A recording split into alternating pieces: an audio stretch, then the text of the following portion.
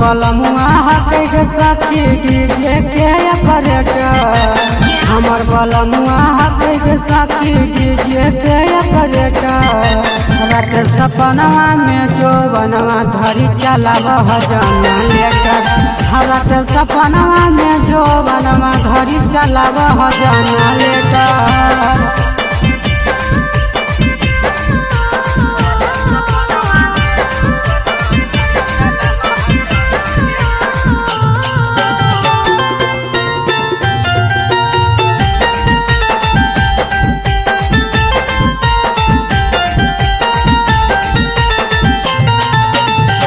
भतरा हमार सखी खतरा पहले है हथावा में लेके किस्टरवा ढोरिए में उड़ाए भतरा हमार सखी खतरा पहले है हथावा में लेके किस्टरवा ढोरिए में उड़ाए अरे हमर बलमुआ डाली के पानी ठंडा कर कबूलेटर अरे हमर बलमुआ डाली के पानी ठंडा कर कबूलेटर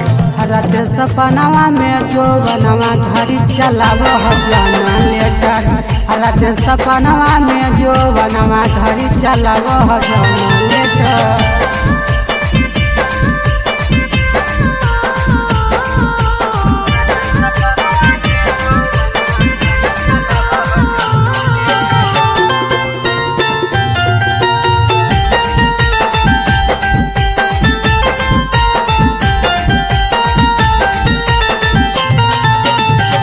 छोटू रोशनवा के कितना समझिए रे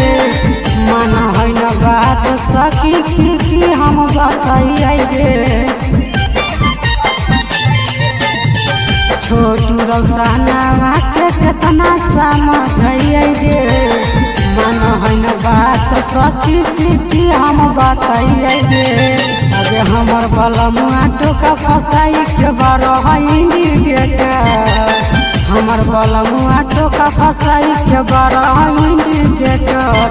रात सपनवा में जो बनवा धरी चलाव हजना लेटर रात सपनवा में जो बनवा धरी चलाव हजना लेटर।